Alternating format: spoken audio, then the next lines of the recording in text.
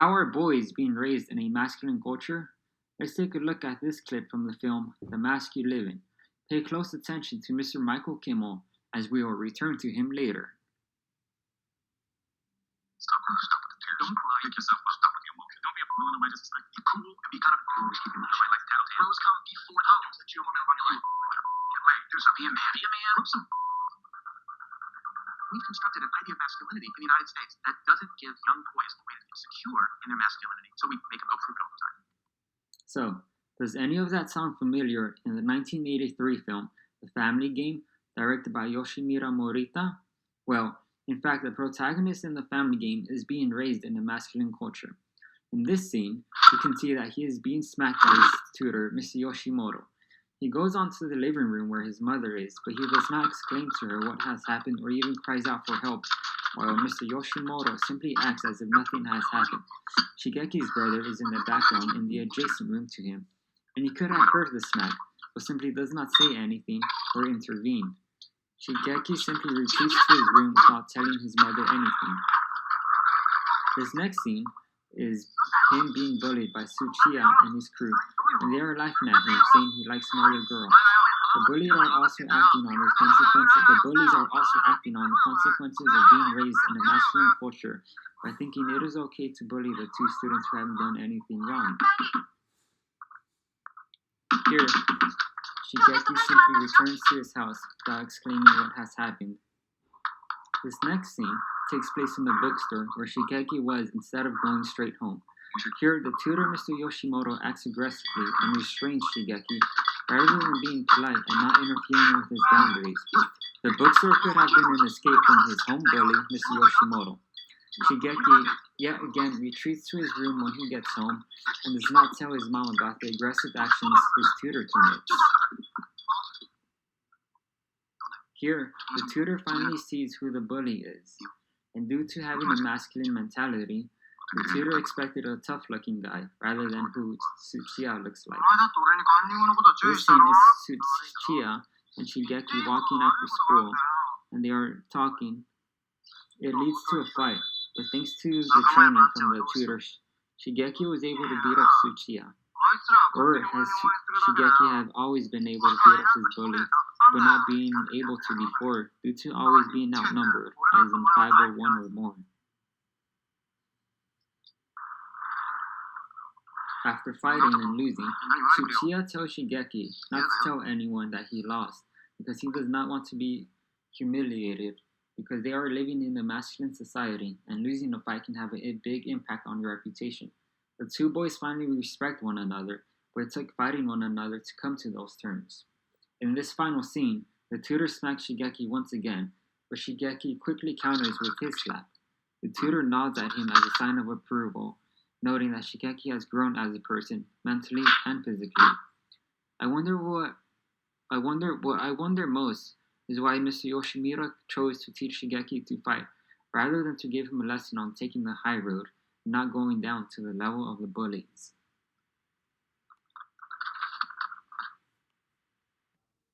As I've mentioned before, now let's return to our good friend Dr. Michael Kimmel and his work of Misogynist, Masculinist Mentors, and Male Supporters, Men's Responses to Feminism, under the subheading, The Masculinist Response, at the bottom of page 566. Mythopoetic rituals are designed to facilitate men's separation from the world of women and to present contemporary men with mentors who can facilitate the secure grounding of a healthy masculine identity. Now, this sounds very similar to the Family Game, specifically the mentor Yoshimoto. Yoshimoto was very masculine in his approach of tutoring. He was very aggressive to Shigeki whenever he would be disobedient. They did mention past tutors, but they have mentioned that none of them have succeeded. It could be Shigeki's fault, or it could be the tutor's fault. It is quite possible that Shigeki needed a really masculine tutor, such as Mr. Yoshimoto. Mr. Yoshimoto did, in a way, separate Shigeki and his mother, because even though Shigeki was hurt physically by his mentor, Mr. Yoshimoto, they would both retreat to the room without Shigeki telling his mother that he is being hurt by his tutor. On our next segment, we'll talk about double consciousness, how Mrs. Numara uses it. In this scene, she is telling the Shigeki's teacher what school he'll be going to. She tells him he'll be going to Jingu High because he wants to go there, but she is hesitant to make her husband happy and tell the teacher that if they should just say Seibu High. The teacher eventually just chooses Jingu High because that's where Shigeki wants to go to. In this scene, the father is mad at his wife for choosing Jingu High and not Seibu High. He defends himself and declares that he cannot go due to a very big reason. お前ね、俺があんまり深入りすると、バッド殺人が起こるんだよ。そんなことは分かってるから、お前は家庭教師に代理させてんじゃないか。In this scene, you can tell how the mother is very afraid of being in trouble by her husband. Here she says she'll get in trouble if her son slacks off, rather than the son getting in trouble for him slacking off. So, what is double consciousness? Let's look at Abigail Brooks' work, A Feminist Standpoint Epistemology. At the bottom of page 63, on the women's experiences and double consciousness. Feminist standpoint scholars argue that women, as members of an oppressed group, have cultivated a double consciousness, a heightened awareness not only for their own lives, but the lives of the dominant group, men, as well. Often, women's daily lives and labor remain invisible to the dominant group men. Women, on the other hand, are tuned into the dominant worldview of the society and their own minority perspective. Put differently, women have a working, active consciousness of both perspectives. Men do not necessarily recognize, nor are they always conscious of, the daily labor many women perform in the home and their dependence on it. But many women must attend to the everyday tasks of cooking, laundry, and childcare, and learn to navigate or at least become functionally familiar with the male-dominated public sphere of the capitalistic market. In this respect, women mediate between two worlds, the world of localized activities oriented toward particular others, keeping things clean, managing somehow the house and household and the children, and the male world of the marketplace, a world of abstraction and rationality. As Joyce McCurrow Nielsen explains, if a woman is in an oppressed position, it is often to her advantage to be attuned and attentive to the male perspective as well as to her own. To survive socially and sometimes even physically, women must familiarize themselves with how men view the world, and to be able to read, predict, and understand the interests, motivations, expectations, and attitudes of men. Mrs. Numara was being suppressed by her husband and was scared of making him angry. It seems like he, too, did not see everything she does for the house and family and being a good neighbor. Mrs. Numara tried her best on being attentive to her boys and tried to keep them in line because she is the one who would get punished if they fall out of line. Unfortunately, the boys did not have a double consciousness because then they wouldn't make their mom's life as hard as it was. Let's briefly look at the 2006 film Sakuran.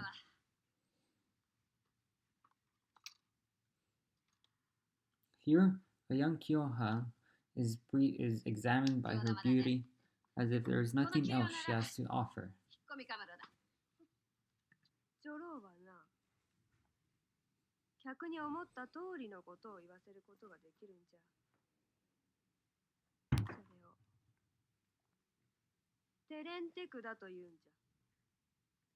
I believe the tricks of a trade is somewhat double consciousness, because being able to manipulate a client into not getting mad at you is somewhat of a beneficial thing a courtesan can do, due to seeing many men that can be angry and just get out their frustration on them.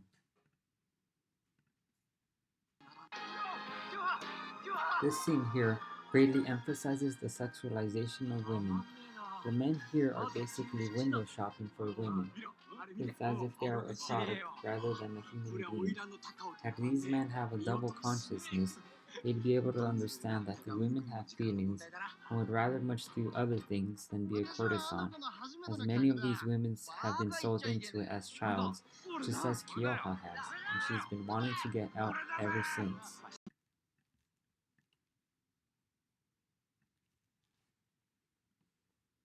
So, let's take a look at Byron Hurt's Feminist Men.